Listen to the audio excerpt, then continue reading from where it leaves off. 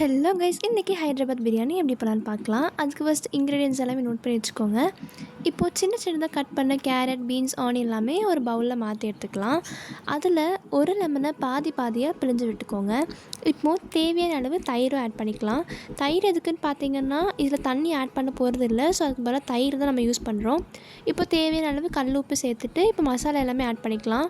2 spoon வத்தல் பொடி, 3 spoon மல்லித்தூள் ஆட் பண்ணிவிட்டு அப்புறமா 3 ஸ்பூன் நான் இஞ்சி பூண்டு பேஸ்ட் ஆட் பண்ணுறேன். நல்லா கிளறி விட்டுக்கோங்க.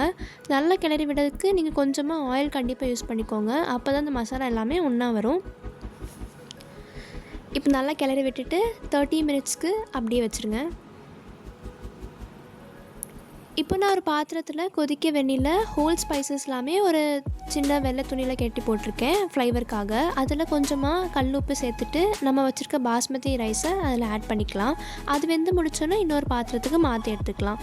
இப்போது கடாயில் தேவையான அளவு ஆயில் ஆட் பண்ணிக்கோங்க. அதில் 3 ஸ்பூன் கீ சேர்த்துக்கலாம். இப்போது அதில் பிரிஞ்சி இலை, ஷாஹி ஜீராலாம் ஆட் பண்ணிக்கோங்க.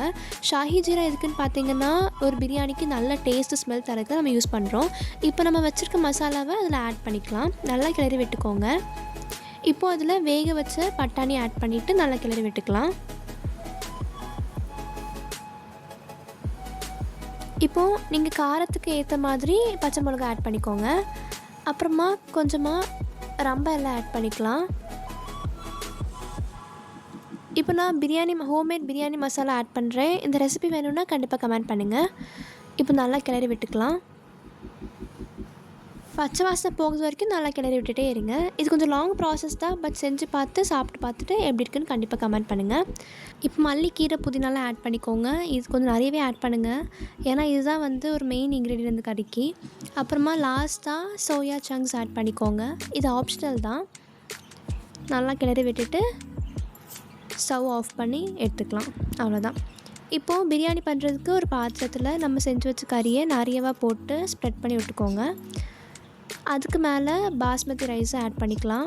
திக் லேயராகவே போட்டுருங்க. ஈவனாக ஸ்ப்ரெட் பண்ணி விடுங்க. இப்போ அதுக்கு மேலே நம்ம என்னெல்லாம் ஆட் பண்ண போகிறோன்னா, எண்ணெயில் ஃப்ரை பண்ண ஆனியன் ஆட் பண்ண போகிறோம். அப்புறமா கீயில் ஃப்ரை பண்ண கேஷ்யூ நட்ஸ் ஆட் பண்ண போகிறோம். அப்புறமா கொஞ்சமாக மல்லிக்கீரை ஆட் பண்ணுறோம். கூடவே நம்ம செஞ்சு வச்சுருந்த வேண்டிய மசாலாவை கொஞ்சம் நிறையவே போட்டு ஸ்ப்ரெட் பண்ணி விடுங்க.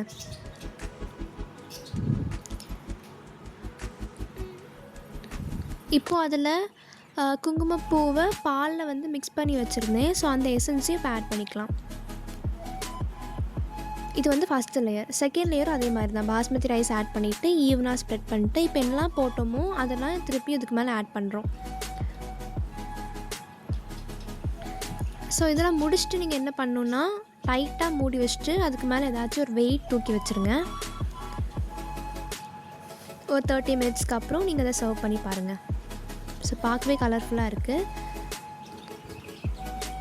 ஸோ அவ்வளோதான். 30 மினிட்ஸ்க்கு அப்புறம் சர்வ் பண்ணி பார்க்கலாம். நான் இது கூட தேங்காய் பாலாக செஞ்ச மசாலா கறி தான் வச்சுருக்கேன். ரெசிபி வேணுன்னா கமெண்ட் பண்ணுங்கள்.